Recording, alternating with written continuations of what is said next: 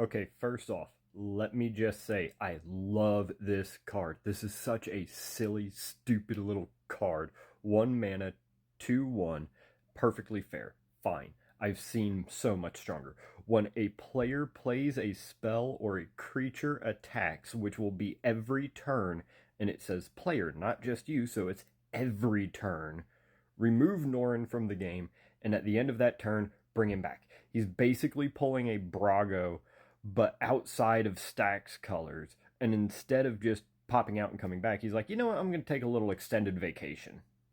Now, to someone like me, abilities like that are undeniably funny. How are you going to actually go ahead and just, hey, you know what? I know this is this guy's thing and they're so much better at it. I'm going to do some weird variant of it by doing the exact same thing, but taking a little longer to do it, but doing it more often. And the weird part is I usually hate mono red. Mono red is constantly the aggressor, and I'm much more, I wouldn't say pillow fort style, but build up a small defense, go ahead and get my counters out and everything, do what I need to do real quick. By turn 3, turn 4, now I've got my stuff set. I'll still go ahead and attack from time to time. I'm not afraid to.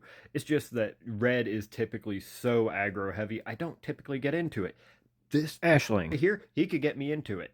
Here's the only problem, is that red, every single time that they take some little cool ability like this that's super unique and interesting, they have to turn it into ripping up the entire Geneva Convention.